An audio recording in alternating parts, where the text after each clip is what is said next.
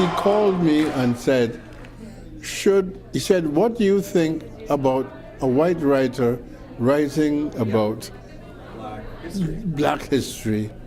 And I said, Patrick, go for it. And I'm very impressed that he took my advice.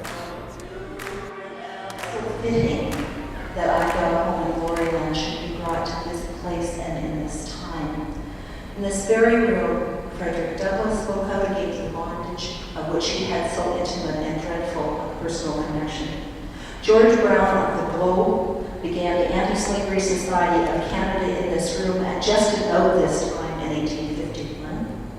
And in September of 1851, of course, Thornton and Blackburn spoke here about the Canadian Mill and Mercantile Association. In this room, we are all standing on the shoulders of giants.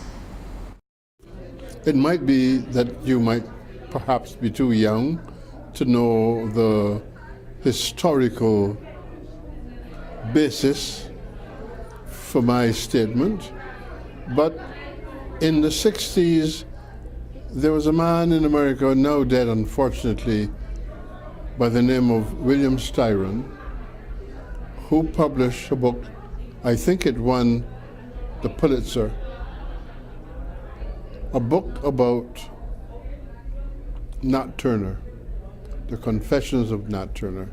Now, he took his book from a document by the same name, The Confessions of Nat Turner, as told to William Gray, a member of the court of Southampton in Virginia. The reason the book became controversial was that at that time there was a rise in America of black nationalism, and they had decided that Nat Turner was a figure of note, iconic. And how dare a white man from the South to write about Nat Turner? The first time in literary history that 10 writers, or even one writer, replied to a book written by a white man. Now that is the context in which one has got to gauge Karolyn's book. And I would say that she has been fair. She has dignified the character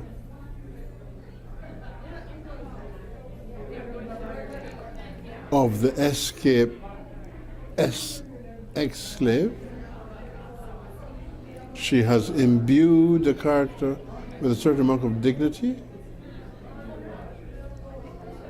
And I would say that she has done the job well. And that is why it is with great pleasure that I'm here today, that you could be interviewing me, celebrating her work. I've Got Home in Gloryland encompasses more than 12 decades of North American history. Thornton Blackburn's mother, Cindy, was born in 1776 in Virginia. His wife, Lucie, died in 1895. Think of the history of race in North America in that period. Their tale is one that has an incredible series of firsts. Born into slavery in Maysville, Kentucky, on the shores of the Ohio River, within sight of free soil, Thornton Blackburn was sold at the age of 3 away from his mother, and again at the age of 14, he was sold down the river from his home, and that term comes from Kentucky slavery. It comes in the English language meaning betrayal from Kentucky slavery, because people were being sold away from their families down the river to the markets in New Orleans. He was luckier. He didn't make it. He didn't get sent all the way to New Orleans. He was sold off that boat, which was taking him down the river to a place called Hardinsburg, Kentucky, where he became the slave of the doctor's family. 5 years later, the doctor died, and the slaves were divided. Thornton was sent to Louisville, Kentucky at the age of 17 to work in a dry goods store, his wages, of course, being paid to his widowed owner, not to him. But 2 years later, he found some happiness. He met a woman. In fact, he fell in love with an older woman. Thornton was 19 and she was 28. A couple of short months later, Mrs. Blackburn's life was thrown into total turmoil because her owner died, and he died bankrupt. She was his most valuable possession. So Mrs. Blackburn was put up on the auction block and sold off to help pay her owner's debts.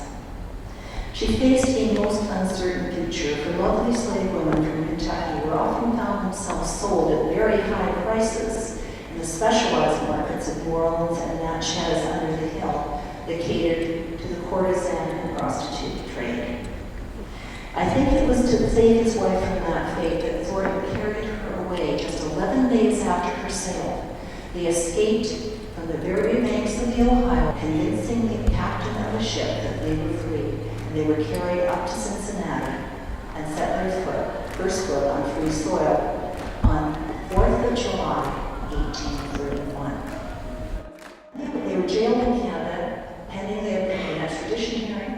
That was refused, and it was refused by Sir John Colborne, who was Lieutenant Governor of Canada at the time.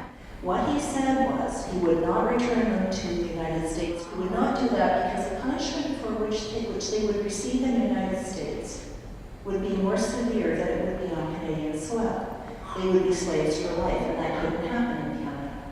If you think about it, our refugee policies to this day are based on the same principle. Talking about timelessness, we in this city, if not this country, are going through a very serious, important, emotional, conscientious or conscience-aware time where we have got to, and we have, face our history bluntly, and therefore are able to see what our sins have been and what our accomplishments have been, which is not repeating the mistakes of our fathers and forefathers. If surviving members of the family are here, it really is another more important endorsement